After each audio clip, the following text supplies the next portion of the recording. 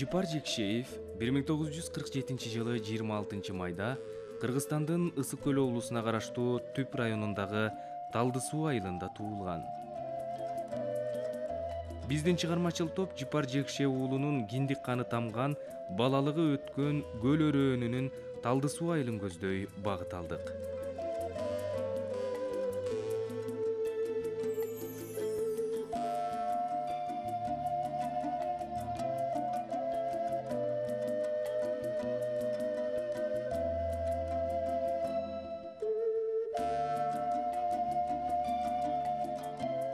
Мына ошентип Түп районуна караштуу Талды Суу айылына да жетип калдык.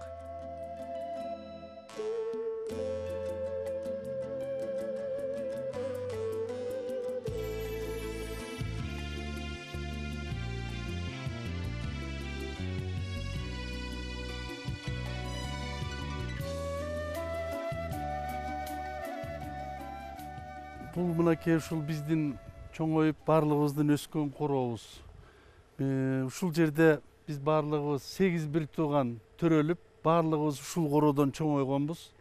Атабыз, энебиз болсо экөө тең кызмат кылып, андан кийин колхоздо жүрүшүп, ушинтип барлыгыбызды багып чоңойткон болчу. Атам болсо башында 13 жыл милиция органында иштеп, анан кийин район которулганда Түпкө мен эми балдарымды самсалатып, ар кайсы адамдардын үйүнө алып барып квартирада жүрмөк белем деп барбай коюп, анан өзү айылда калып, анан кийин бизди чоңойтуп ушул жерде өстүргөн да. Мына ушул короодо барлыгыбыз чоңойгонбуз, өскөнбүз. Мына ушул короодо дагы биздин абабыз, Жыпар абабыз төрөлүп, ушул короодо өскөн, чоңойгон. Анан биздин ата-энебиз болсо мынакей ушул короодо, бирок эми бул үйлөрдүн баардыгы башкача болуп калгандагысы. Мурда ушул биз төрөлгөн, чоңойгон үй мындай узундан кеткен, төрткө мына түйө эле, узундан кетчү эле, астында чоң коридор бар эле. Бул жерде бир сарайлар бар болчу. Анан кийин эми убакыт өткөн сайын ар бир имарат өзүнүн убагы келгенде алмаштырууга туура келет экен. Ошон үчүн кийин анан мына азыр бул жерде эң кичүү инибиз Сатар жашайт үй бүлөсү менен. Ассалому алейкум. Кандайсыңар? Кел. Кандайсың? Ассалому алейкум. Жакшысыңбы? Кандай? Жакшырасыңбы? Жакшы. Жакшырасыңбы?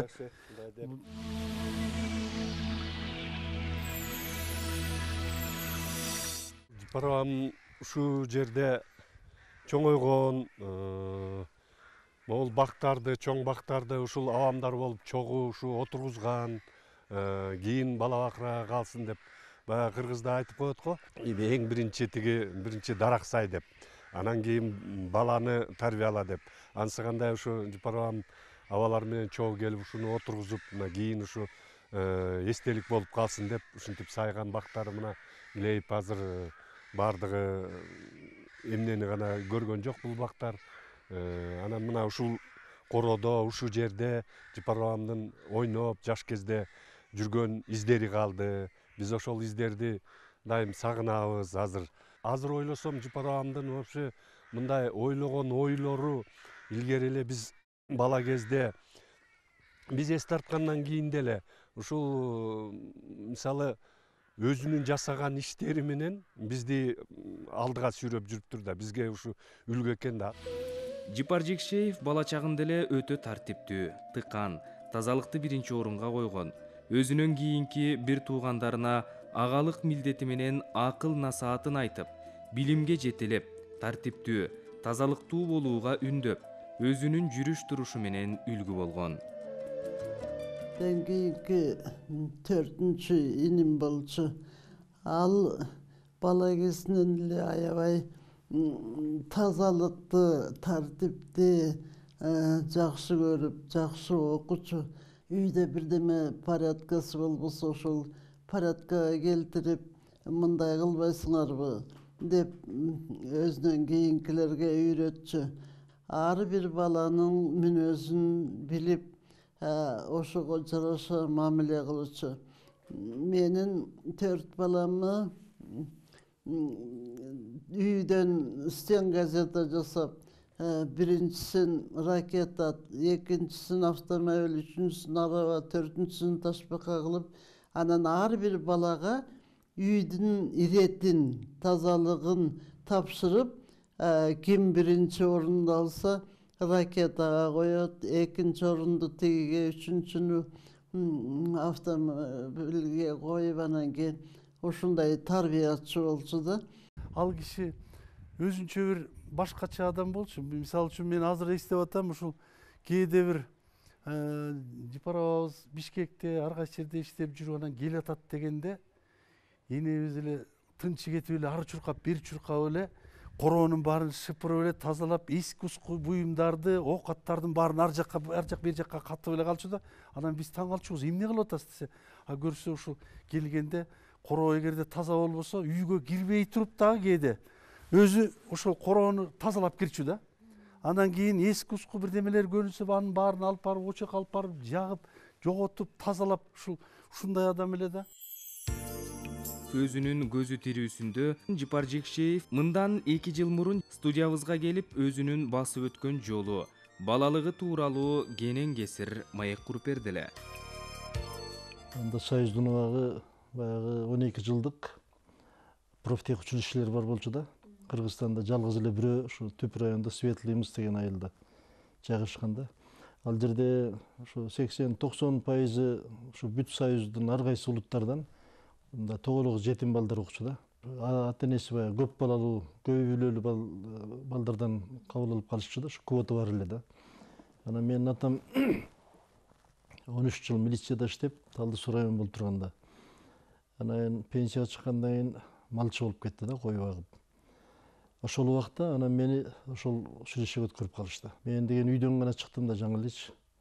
Анан бизди баягы Дамашкер деп адеп баргандан баштап бизди сабап, мен ал жерде качпай чыдап калган себебим ушул улуу агам көп жыл болду каза болуп калган. Баарын алдын ала билгендей мага эскерткен да. Биз Жипар Жекшеев 5-класстан өйдө орто мектепти аяктаганга чейин окуган, Талды Суу айылынан 25-30 чакырымча аралыкта жайгашкан Ак Булуңдагы жатак мектепти издеп келдик.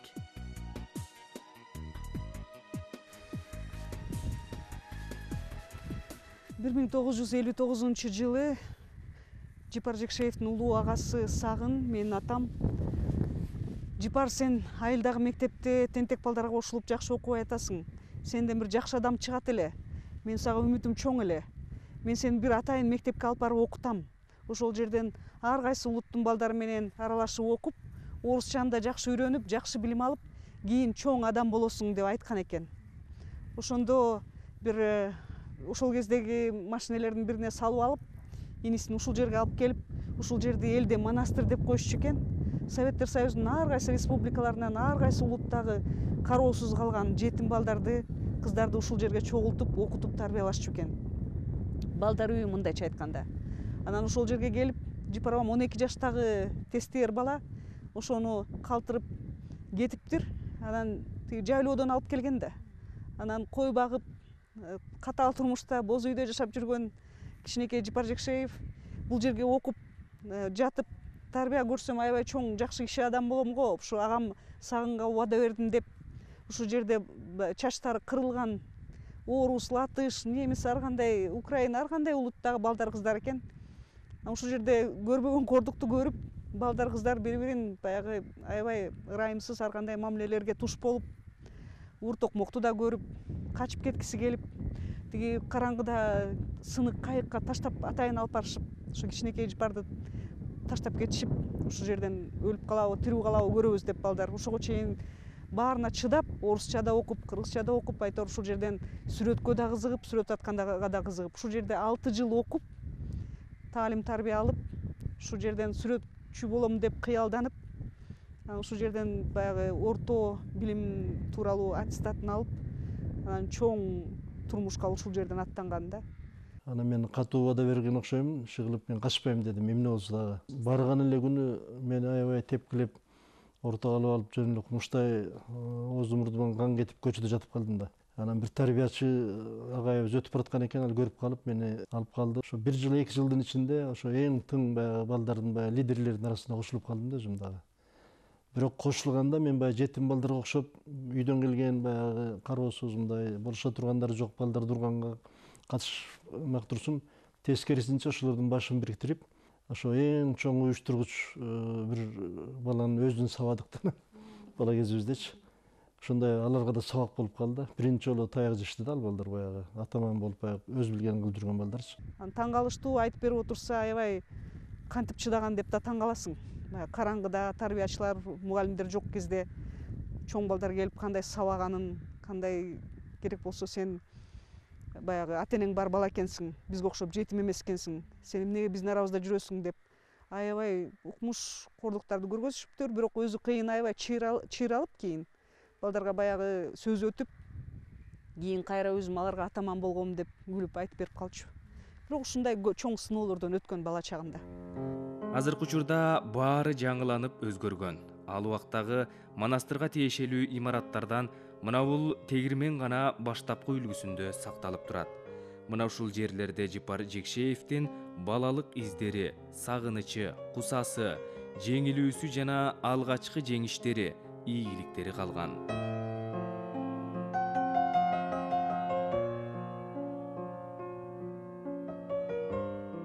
Анан бул жерде ошол монастырь деп коюшчу экен. Ошол кездеги баягы үркүнгө чейин кадимки эле ушул славян улутундагылардын ушул түп өрөөнүндөгү чиркөөсү.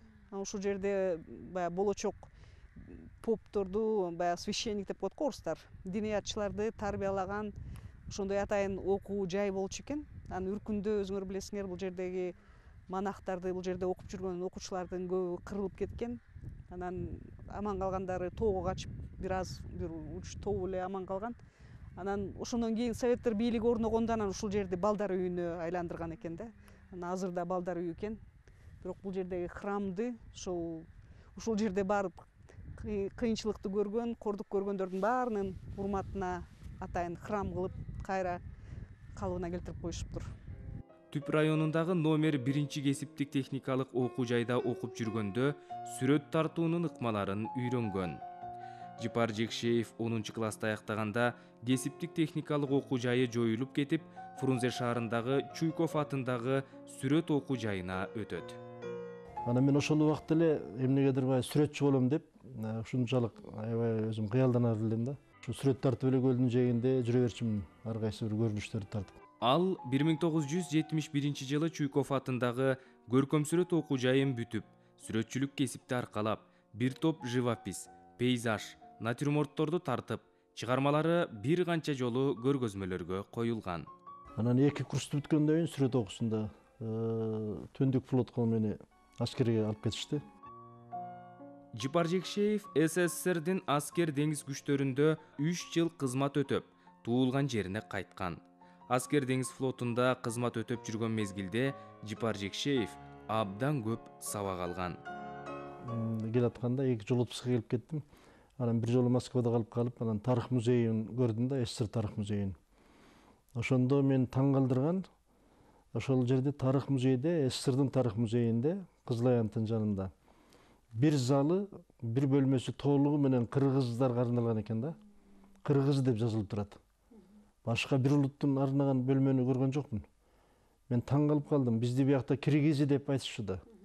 Анан кыргызы деп нукура өзүбүздүн тилибизде жазылып турса, залга кирип алып, ушундай бир аябай рахат алдым мен. Аскерден келгенден кийин баягы менин оюма ушундай ой келди. Кыргыздын каада салтын, маданиятын, тилин шыгылып баарын тең калыбына келтиришибиз керек депчи. Өзүм баягы сүрөтчү болгондон кийин өзүм эскиз чийип туруп, анан заказ берип кийим тиктирдим кыргызча. Кызыл чибаркуттан да. Анан кызыл калпак. Ал убакта калпакты деле кийбей калышкан да кыргыздар, шаарлыктарчы. Мындай өзү кыргыз экенин айткандан, кийингенден кемсинип турчу да мындай. Себеби көпчүлүк жерде деле троллейбусда кетип барсаң деле кадимкидей эле ачык эле маскаралап турчу эле. Анан ошонун баары ого бетер намызыңа тие берет да. Анан мен атайын, мен кыргызмын дегендей кылып, баягы светофордой болуп кыпкызыл. Мен атайын кийингеним, эми эл ойготоюн дедим да. Мени туурап, бирин экин баягы 10 чакты, жүздөгөн баягы жаштар кийине баштайбы деп, өзүм заказ тиктирип, ошону өзүм такыр ийнимен түшүрбөй, окууга барсам дагы, киного барсам дагы, концертке барсам дагы ошол кийимди такыр ийини менен түшүрчү эмесмин да. Аны мени менен жүргөндөрдүн баары ушул убакка чейин айтышат да. 1970 жылдарда ал мезгилдерде Фрунзе деп аталган борбор калаабызда кыргызча кийинмек түгүл кыргыз калпагын кийгендерди чанып, кыргызча сүйлөгөндөрдү кемсинтип, улуу элге таазим этип, ошол элдин тилин сүйлөп, ошол элдин ырын ырдап калган мезгилдерде Жипар Жекшеев жаштар арасында биз кыргызбыз, биздин өзүбүздүн тилибиз бар, улуттук баш кийимибиз бар, биз өзүбүздүн улуттук баалуулуктарыбызды өркүндөтөлү деп чакырык таштап, жаш тилек уюмун түзөт. Эгерде биз жаштар ушул маселени көтөрүп чыкпасак, эч ким көтөрүп чыкпайт.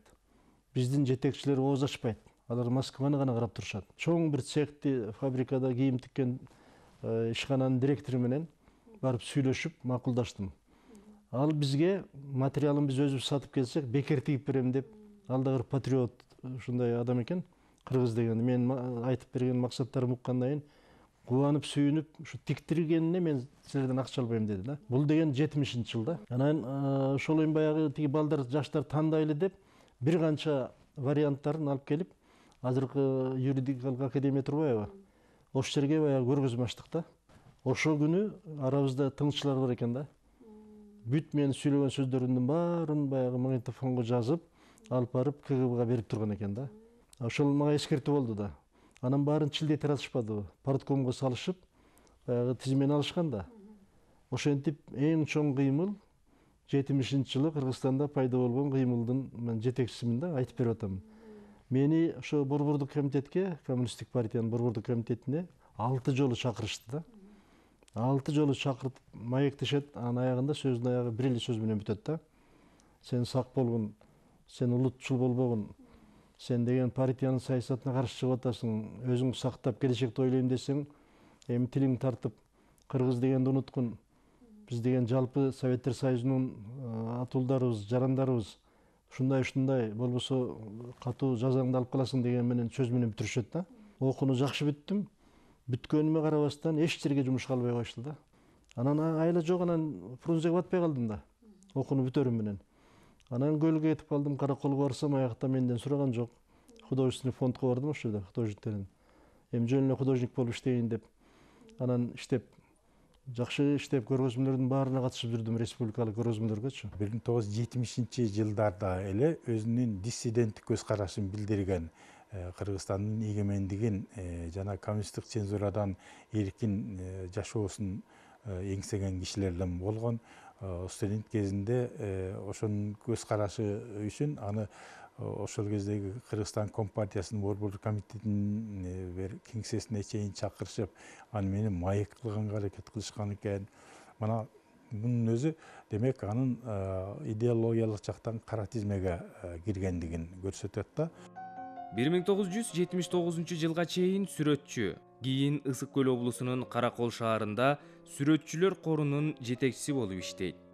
Көптөгөн республикалык көргөзмөлөргө катышып, алдыңкы сүрөтчүлөрдүн катарында жүргөн мезгилинде Борбор калаада сүрөтчүлөрдүн съезди өткөрүлүп, Ысык Көл областынын сүрөтчүлөрүнүн атынан Жипар Жекшеев да чакырылып, съездге келип катышып, жаштардын атынан катуу талаптарды коет. Жаш кезинен курчтугу, адилеттүүлүгү, шибегени капка катпай ачык айтып ак сүйлөгөндүгү мына ушул жаш сүрөтчүлөрдүн съездинде да баса белгиленген. Аксакал Гапаратиев баш болгон, ошолорду сындап атпаймынбы? Жаштарга жол бербей атасыңар. Аябай таланттуу жаштар аракка берилип, ичип, өлүп калып атат. Аларга силер бүтө ээлеп алып турсуңар баарын тең. Выставкомдун мүчөлөрү да силерсиңер, худсоветтин мүчөсү да өзүңөрсүңөр. Аны бүт силердин музейдин баары силердин сүрөттөрү турат. Жаштардыкы жок кеше деп съездин трибунасынан айтып салып, анан каарына калып, анан мени жаш художниктер кол чаап, аябай таң калышты да. Сени бүттүң дейт, эми сен художник болбойсуң деди. Эми сенин сүрөтүң эч качан көргөзмөгө өтпөйт Жипар деди. Ошентип жаштардын атынан суурулуп чыгып, болгон чындыкты бетке айтып, жаш сүрөтчүлөргө колдоо жок экендигин, алардын өсүшүнө эч кандай шарт түзбөй жатышкандыгын, өзгөмөчүнө гүл тарткан акыйкатсыздыкты бетке айтпаганда, мүмкүн сүрөтчүлүк талантына чек коюлбай калмак беле. Ошо боюнча мен сүрөт жиберсем, мурункудай баягы меники өтпөй калчу эмес да, дайым өтчү да выставка. такыр өтпей калды да. Анан ушундай ичим күйүп анан бир жолу сынап көрөйүнчү, чын айттыбы же калп айттыбы деп, же чындап эле балким мен талантым жок болуп калдыбы деп анан өзүмдүн күйөө баламдын атынан Бопушев Жоробек деген калем кармап сүрөт тарткан киши эмес да өмүрү. Ошонун атынан бир сүрөт тартып туруп, баягы выставкага жиберип ийсем, шак көргөзмөгө өтүп кетип атат. Өтүп эле кетпей, Маданият министрлиги ошону сатып алып атпайбы, эң жакшы сүрөт деп. 1980 жылдары СССР державасы кулай турган болуп, жерлерде коммунисттик режимди кулатуу күч ала баштаганда, Кыргызстандагы жаштар дагы Борбор калаанын айланасынан турак жай куруп алууга, жер бөлүп берүүнү бийликтен талап кыла башташат. Кыргызстандын барып олтуруп ошол жаштардын кыймылы Кыргызстандын эгемендүүлүгү үчүн саясий акцияларды уюштура башташат. Ошол 1989 жылы Жипар Жекшеев Ашар коомдук кыймылынын төрагасы, 1990 жылы май айында Кыргызстан демократиялык кыймылынын 5 тең төрагасынын бири болуп шайланган. КДКнын орун басарлыгына Ашардын биз мүчөлөрү неме сунуш кылганбыз да. Ашар коомунан ушу Жипар Жекшеевди Кыргызстан демократиялык кыймылынын тең төрагалыгына биз көрсөткөнбүз. Токтом чыгарып, Ашардын чогулушун өткөрүп, биз ушу Жипар байекени көрсөтөбүз. Жипар байеке ошо КДКнын бир тең төрагасы болсун деп Ашардын күжүрмөндөрү сунуш кылганбыз да. Тажикстанда демократтардын бир жыйыны болуп атат дегенде КДКнын атынан бир топ кишилер барып, арасында ошо жетекчи катары Жипар Жекше да барган. Анан ошол кезде алар ошо азыркы ошо Лейлек менен тиги Кожентке таандык Тажикстандык райондун ортосундагы кээ бир айылдарда ушундай туура эмес түшүнүктөр бар экен, этностор аралык мындай кагылышууга түрткөндөр бар экен дегенди уккандан кийин түз эле алар Дүйшөмбү шаарынан, Тажикстан борборунан ошо Кожентке, ал кезде Ленинабад шаарына келишип, жергиликтүү эл менен жолугуп сүйлөшүп, тажиктер менен да жолугуп, кыргыздар менен да ошо кыргыз, тажик демократтары аралашып келип туруп жолугуп сүйлөшүп, этностор аралык ынтымакты чыңдап, мындай бири-бирибизди түшүнүп мамиле кылалы, эч кандай бири-бирибизге козуткан сөздөрдү укпайлы деп жакшы бир чоң рол аткарышкан. Мына ушул тарыхый сабакты мен азыр эскерип кетип атам да, өзү Жипар Жекше данакер киши болгон. Бир күнү ушу өз көзүм менен көрүп калдым. Ушу цирктен балдар менен, үй бүлөм менен цирктен чыгып келатсак, азыркы Хаят Мейман каласынын ар жагында ушу кыргыздын эле жаш жигиттери, кыздары бозола болуп эле, жертиктеп эле, сумсайып эле сүйлөшпөйт өзүлөрү бири-бири менен. Анан келип сөзгө чакырдым да, эмне отурасыңар балдар десем эле, кайсы орустун кемпири келип, квартира сдается деп, бир кагаз жазып кетет деп тиктеп отурабыз дейт. Көпчүлүк иштейбиз дейт. Заводдордо ар кайсы жерде. Бирок үй жок дейт. Мүмкүн эмес дейт да. Ошол эле учурда Жумурияттын сырт жактарынан келишкен башка улуттун өкүлдөрү тез эле үйгө жетип, жайгаштырылып, ашыкча үй жайларын шаарда ондогон жылдар бою үйсүз жашаган кыргыз жаштарына ижарага берип келишкен. Анан кийин ошол жерден мен аябай көзүм ачыла түштү да. Мына накта маселе ушул турбайбы? Кыргыздын жаштары үй жок да. Социальный маселени көтөрүп чыгыш керек. Саясатты ар жака түртүп коюп. Бул мезгилдерде кыргыз жаштарынын шаарга көчүп келип отурукташуусу күчөгөн. Туруктуу байырлап калган кыргыз жаштарынын турак жай маселесине эгемендик дооруна чейин жетиштүү көңүл бурулган эмес. Мен мына ошол күнү жума күн болчу да. Эмки жума күнү туура бир жумадан мен келем. Силер мен айтканды аткаргыла элем дедим да. Туп-туура бир жумадан келдим бай, сөзүмө турайын деп. Анан карасам айланайын 3-4 тетрадь, 4-5 тетрадь толуп кетиптир. Бул массалык түрдө кыргыздар өзүнүн жеринде кул болуп калабы? Чоң-чоң этаж үйлөр салынып атат. Анан тетиги Сибирден, Россиядан алып келип, миңдеген жумушчуларды ошол жака жайгаштырып атат. Заводдорго киргизип жумушчу кылып атат Субалеттин убагында. Кыргыздын жаштары ошол эле завод иштеп жүрүшөт. Эң оор жерде, эң зыяндуу жерде, бирок үйгө очередкеде тура албайт. Пропискасы жок. Жумушка иштесе болот. Пропискасы жок. Очередке тургузбайт. Ушундай аябай бир амал көйлүктү ойлоп табышкан да. Анан бозола болуп көчөдө квартира издеп жүрүшөт баары тең. болбойт, эми чыгабыз дедим, анан балдарга айттым. Эми мен уккула балдар. Башында азыр Бишкекте тегеренип чыккыла. Кээ бир мусор төгүлгөн талалар толтура Бишкектин тегерегинде. Же эчтеке курулбайт, же эчтеке айдалбайт, жөн эле жатат да. Ошондой жер болобу, таштак жер болобу, иши кылып баягы зыян келтирбей эчтекеге. Ошол жерге анан баягы шаардын көчөлөрүнүн уландысы катары 5 сотуктан көп болбосун, 4-5 сотуктан нормасы да бир үйдүн. Анан ошого симметричный көчөнүн ордун калтырып, анан казык кагып, жип тагып койгула. Анан үйүбүз жок, биз үй салабыз, ушу жерди бергиле деп тургула дедим да. Анан эле 1-2 күн өтпөй эле айылайын дүң эле дей түштү, шаардын тегереги бүт жерди басып алып атат дейт. Өз мекенинде ар кимдин короосунда ижарада жашап келишкен жаштардын чыдамы түгөнүп, 1989 жылдын апрель-июнь айларында Фрунзе шаарынын айланасындагы айдоо жерлерде уруксаатсыз ээлей башташкан. Коммунисттик бийликтегилер жаштардын мындай аракеттерин айыптап, аларды тартипке чакырууга далалат кылышкан. Москвадан Горбачев менен сүйлөшүп, Масалиев ошо 22 июнда чоң чогулуш болду. Ошондо бир бүт жазуучулар, Түгүлбай Сыдыкбеков да барды, Касымбеков, Түменбаев Айзаков, Казат Акматов, бардык жазуучулар баары барышты. Бүт акимдер ошо кезекте, биринчи катчылар, баягы кыргыздын баары күлүү барды да. Анткени алар каскактап, чоочуп, дагы бирдеме болуп, кырсык болуп кетпесин деген санаркоо менен барышты. Ошондо бир 10 миңдей адам чогулду го. Азыркы Бак көчөсүнүн башы айланма жол менен, түштүк айланма жолу менен азыр Садырбаев көчөсү болуп калды. Ошонун кесилиши ээн тала жайкалып турат ийгин. Анан ошодо чоң чогулуш болду, чечүүчү чогулуш болду да. Анан Масалиев келди ошондо.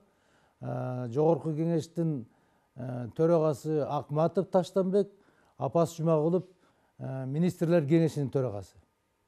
Бардыгы барышты. Анан ошондо Москванын чечими айтылды бизге.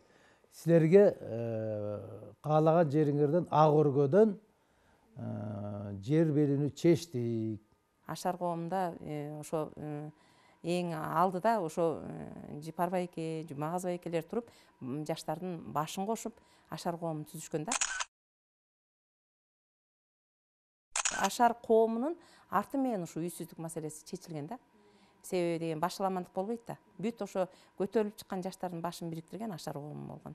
Бишкектин тегерегиндеги конуштарчы бүт Ашардын таасири менен чечилген. Мисалы үчүн Ашар коомунун өзү эле 22 жаңы конушту тургузган да. Ошондо мына Жипар байке, Жумагаз байке, Сапар бирге күн түн жүрчү элек. Түнкү саат 12 бирге чейин ошол үйсүздүк маселесин чечүүдө конуштарды кыдырып жүрчү элек да. Мен азыр ушуга чейин көз алдымда турат. Мына азыркы ак өргө жилмассив кандай пландаштырды эле, көчөлөр кандай бөлүндү эле, жер кандай бөлүндү эле. Ушуга чейин көз алдымда турат да. Мага азыр мисалы ушул ак өргөгө барсам, мен өзүм жаштыгыма барам дайыма. Ошол жердеги ак топурак эле да жерчи, буудайдын алды эле ак топурак эле.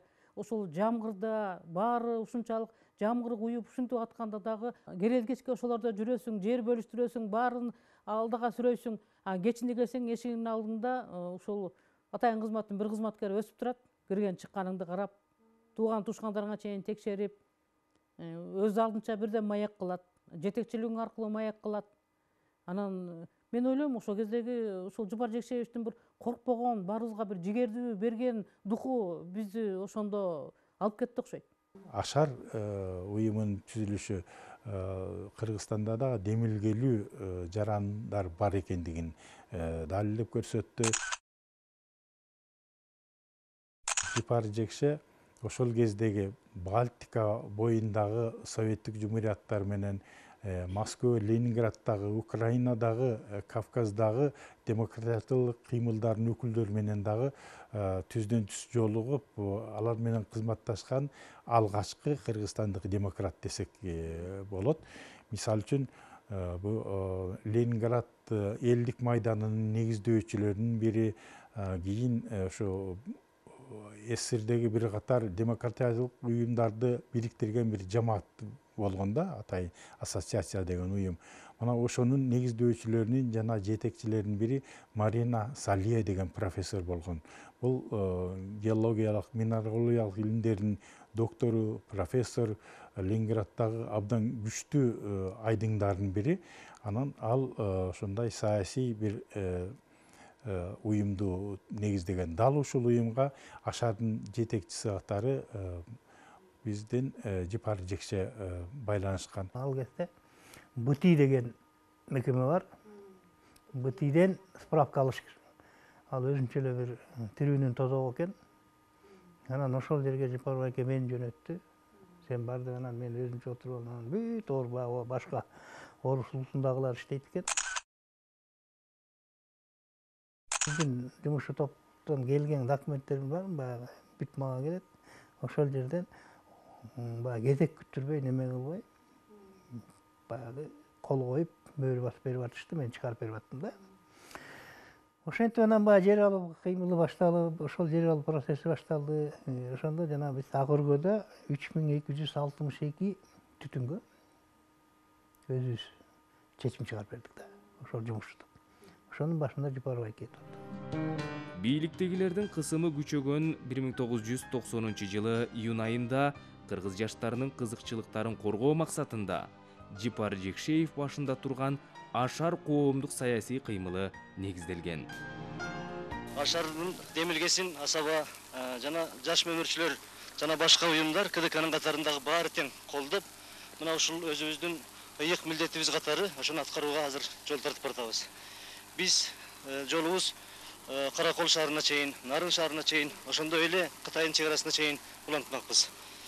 Бул эң биринчиден биздин өзүбүздүн ата-бабаларыбыздын жазыксыз кырылып кеткен өзүбүздүн ата-бабаларыбыздын астындагы биздин карызыбыз, биздин ыйык өзүбүздүн милдетибиз. Себеби ушул 75 жыл бою жалган айтылып бурмаланып келген тарых.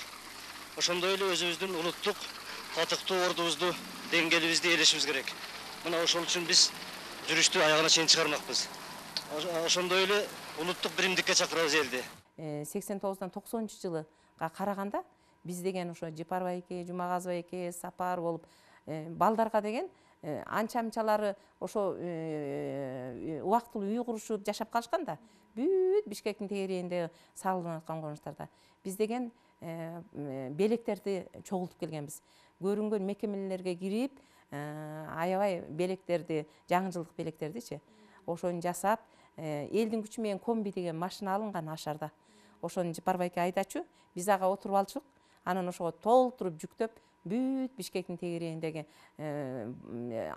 Ак өргөгө, Көлмөгө, Бакай атага, Кошой коргонго, тиги бүт ошондой жаңы курулуп аткан конуштарга тим эле каардын улуулугуна карабай таркатып чыкканбыз да. Бизден улуулугуна карабай Жипар байке чарчабай, биз менен жаштар менен тең тайлашып иштеп, ошо белектерди кыдырып, таң аткыча кыдырып таркатып чыкканбыз ошо. Андан тышкары бул демократиялык кыймылдардын ошол биримдигинин, жамаатынын жыйындарына катышып жүрүп, ал башка аймактардагы демократтар менен да жолуккан, баарлашкан, алар менен кызматташтык түзгөн. Мисалы үчүн ошо Украинадагы эң кубаттуу бир элдик майдан ал Рух деп аталган кыймыл болгон. Рух кыймылынын негиздөөчүлөрүнүн бири Вячеслав Черновил, орусча Черновол дейт, украинча Черновил. Ушул мырза менен жолугуп, аны менен бир катар иш-чараларга катышып, демек Украинанын дагы жакшы мындай пикирлештерин тапкан. Андан тышкары Союзис деген бар, Эстон элдик кыймылы деген бар. Ушу сыяктуу башка Балтика боюндагы кыймылдар менен дагы кызматташып, алардын документтерин алып, алардын саясий чакырыктарын көрүп, Кыргызстанда ошо Ашар козголушунун жана башка уюмдардын мындай көз карашын кеңейтип, саясий жогорку талаптарды көтөргөнгө Жипар Жекше дагы ушундай багыттоочу катары өтө маанилүү роль ойногон.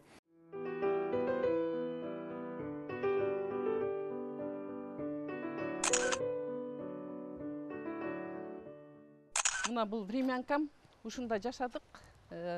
Ушул тушта кардан сузуп алып, суу кылып, кирилерибизди ошого жуучубуз, үйдөгү үй тирчиликти, үйлөрүбүздү жуучубуз, уборка кылчубуз ошону менен. Анан ушинтип суу кар сузуп отурсам, ошо Жапар агай келип, рюкзагы бар экен асынган.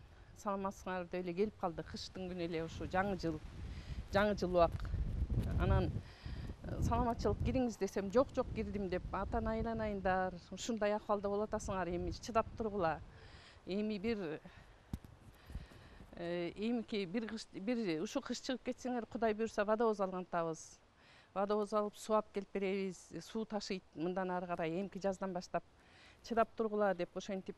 Анан ошо рюкзагында, асынган рюкзагында подаркалар бар экен. Көрсө жаңы жылга карата бизге подарка, балдарга подарка көтөрүп жүрүптүр, таттууларды. Анан аябай бизди аябай сүйдүк, ушунчалык ошол жөнөкөйлүгүнө ошол кишинин. Жапар Жекшеев берде бизди аябай колдогон киши болгондо, андан башка кишини деле тааныш эмеспиз ошол кездечинби. Ошо Жекшеев баарыбызга келип, ар бирибизге бирден внимание кылчу. Эмне кылып атасыңар, кайсы строй материал жетишпей атат. Ал кишинин эмгеги чоң чындыгында бизге бул ак өргөгө, Ашар коомунда ошо киши возглавлять этип, ошончолук. Эми главный Жекшеев болчу да ошондочу. Ар бирибизге внимание кылчу, анда санда эле үйүбүз анда. Ошо ар бирибиздин үйүбүзгө келип, канака эриң, эмне кылып атасың деп көңүл буруп, баарын ушундай киши эле. 2007-2009 жылдары Жапар Жекшеев Кыргыз Республикасынын ЮНЕСКО иштери боюнча улуттук комиссиянын башкы катчысы болуп иштеген. 2009 жылы президенттикке талапкерлердин бири болгон. Жапар Жекшеевдин сүрөтчүлүк, обончулук өнөрлөрү коомчулукка белгисиз болсо керек. Кээде баягы илхам келип калат. Мага ушундай жеңил чыгат да ондор. Мен ондон ашык көп эле ондорум бар. Мен анан нота билбейм да, музыкалдык билим жок. Аракет кылган эмесмин. Бирок сулук менде аябай жакшы да, музыкалдык сулук. Баягы мен бат эле коомузду деле үйрөнүп кетет элем, эмнегедир чыгынбай койдум да. Мен музыкант болмок белем, артист болмок белем. Жобон чырчы болмок белем. Жакын болмокмун деп, ырды деле аябай акын катары көп ырдылар жаза берем да, отуруп алып. Орусча да жазам, кыргызча да кете берет меники.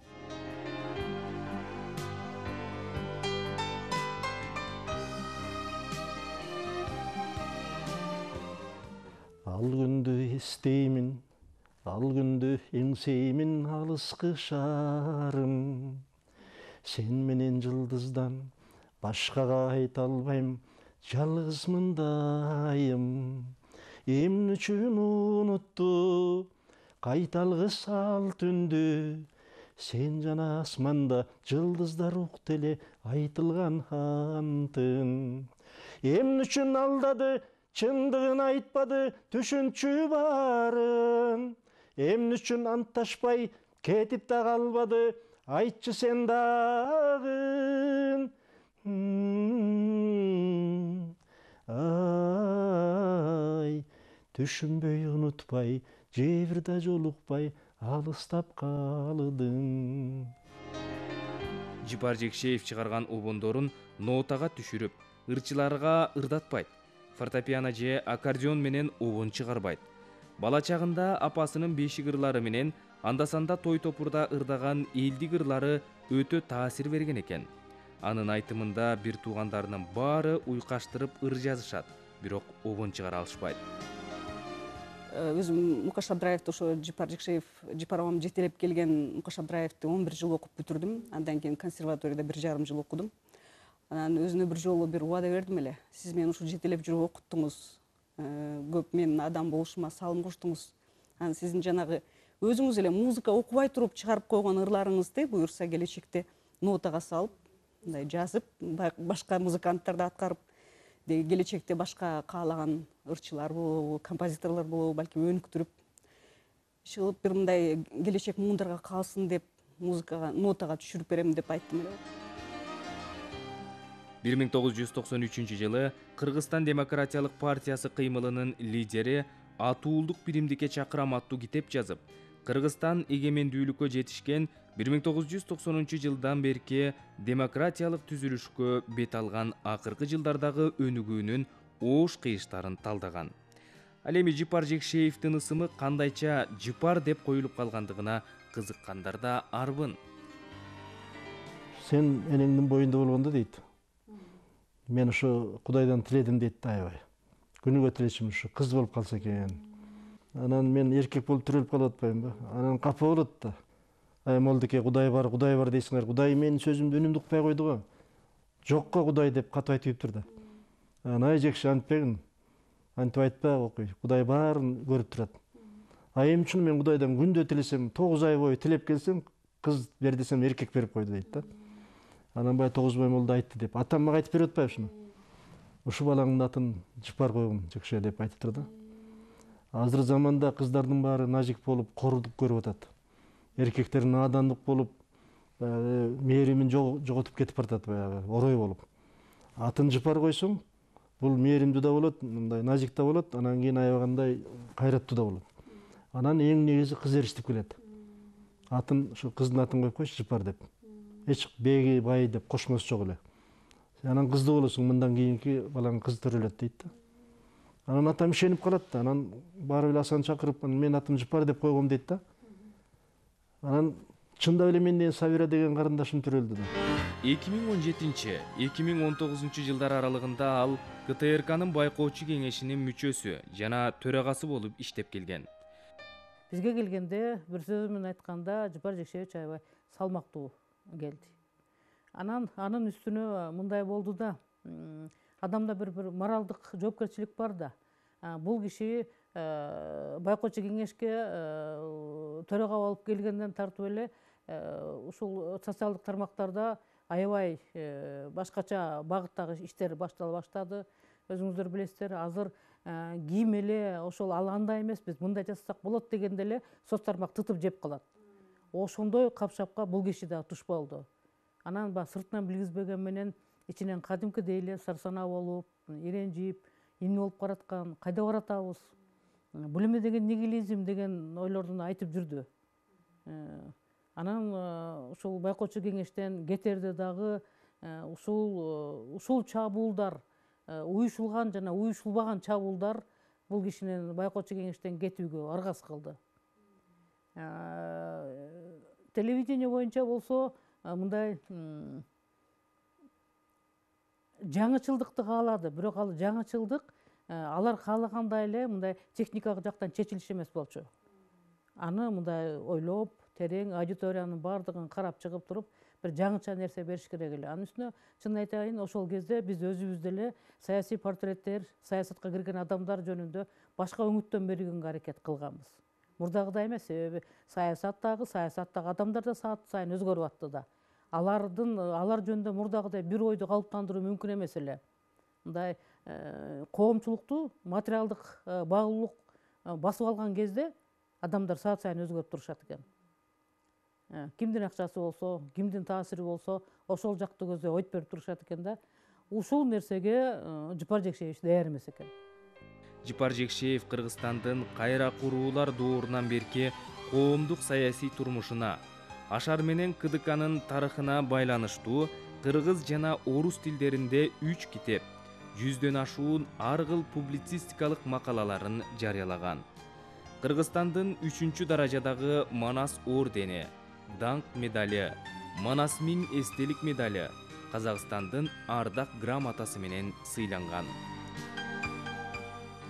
Негизинен такыр күтпөгөн нерсе болуп калды. Бул жоготуу авамды мына жана авамдар деле айтса керек, өзүнүн ден соолугун аябай жакшы карачу. Негизги кийинки кезде особенно. Бир мындай ашыкча лишний веси жок эле. Хронический бир дагы оорусу жок эле. Ошого ишенип кичине өзүн эметип койдубу, деп алдырып койдубу, ушу ооруга жеңдирип койдубу деп ойлойбуз могу пандемияга. Анан өзү мисалы жүрөк оорусунан эч ооруган эмес. Кан басымы эң жакшы, жаш баланыкындай. Эртең менен чуркачу, муздак сууга куюнчу, постоянно, дайыма ушуну айтып калчу, ушинтем деп. Эртең менен айылга келгенде туруп алып, ой айылдын абасы кандай сонун жөнү кичине уктасам эле ушундай эмем канып калат, уйкум канып калат деп эрте туруп алып ары бери басып абамдарды тамашалап мен дайым чуркайм деп бир күн жааганда баткак күнү дагы баткакты аралап чуркаган эсибизде да. Жипар Жекшеев 2020 жылы 21 июлга караган түнү Бишкектеги улуттук ооруканада катуу оорудан кайтыш болду. Бишкек шаарындагы Аларча көрүстөнүндө маркум Жипар Жекшеевдин сөөгү жерге берилди. 73 жашында кетти. 73 жаш. Эми артын тилеп атабыз. Уучу кур эмес, балдары турат, кыздары турат, неберелерин жакшы көрчү эле аябай. Келгенде ошо неберелеринин кылык жоруктарын айтып калчу эле. Эми биз дайым эстейбиз, эсибизде, эстенин эч качан кетпейт дейбиз деп ойлойбуз. Өзүнүн кылган иши менен эл деле эстейт, азыр көптөрү сурайт, көптөрү айтып, эскерип, ушу тең туштары, чогуу курдаштары, айылдаштар ушу сурап калат. Эми айла жок экен. Жипар абабыз эми чынында бир өзгөчө адам болчу да, өзгөчө башкача адам болчу. Биздин баарлыгыбызды бир немеге, бир башкача бир нерсеге үйрөткөндөй бир сезим калды да. Өзүнчө тарбия берип, өзүнүн жүрүш турушу менен анан кийин мына мен органда иштеп жүрсөм дагы мени дайым айтып турчу. Көзүңдү ачып жакшы иштегин, элдин каарына калбагын. Ушундай канча өйдө болсоң башыңды ылдый салып жүргүн деп ушундай айтчу эле да. Мен ошону мынакей башынан баштап ушуну өзүмө бир какой-то бир кредо өңдөнтүп кабыл алдым дагы, анан ошону мен дайыма унуткан жокмун. Мен мына өмүрүмдүн ушул жумушта болгон аягына чейин дайыма ушуну унутпай келдим. Бардыгыбызга суй урмат менен мамиле кылды. Коллективди сыйлады. Коллективдин көпчүлүгүн өзү таанıyт экен, аралашып жүргөн, мындай жакшы, бизди бир эркелеткендей жакшы карады. Биз менен мамилеси жакшы болду өмүрүнүн аягына чейин. Саясий жактан канчалык каршылаш болуп турса дагы ал дайыма сылык, маданияттуу болгон да. Ошондуктан анын таптакыр каршылаштары, ушу коммунисттик каршылаш болобу, тоталитардык түзүлүштү жактаган кишилер болобу, аны менен сүйлөшкөндө ошондой аргасыздан алар дагы сылык болгонго өтүшчү да. Мына ушул өзгөчө бейнесинин бир өзгөчө жагы деп ойлойм. Жипар байке ошо жүрөгү эл деп согуп, элдик маселелерди чечип, артынан жаштарды ээрчитип, көп маселелердин чечилишине өбөлгө болгон эр замат байкелердин бири да. Ошо тагдыр ушу экен, эми былтыр арабыздан жанагы оору алып кетти. Ыйманы саламат болсун. Бизнесте баягы биздин майдандаш жолдошубуз катары дайым жүрөт. Ал кишиден чын айтыш керек, көп нерсени үйрөндүк, көп нерсени билдик. Анан былтыр капысынан ушундай бир катуу кабарды угуп, жаназасына келип, ошол жаназасында митингде да мен сүйлөп, Ашардын атынан акыркы сапарга узаттык. Айла жок экен, бирок ал киши дагы жашаса, мүмкүн артында дагы көп жаштарга үлгү өрнөк бермек. Анан ошондой окуялардын арасында ушундай кишилер менен чогуу жүргөнүмө, ошондой кишилерден тарбия алганыма мен өкүнбөйм эч качан. Белгилүү коомдук ишмер, Ашар жана КДК уюмдарынын негиздөөчүлөрүнүн бири, мурдагы парламенттин депутаты, публицист, кесиби боюнча сүрөтчү Жипар Жекшеевдин элеси жүрөгүбүздө түбөлүк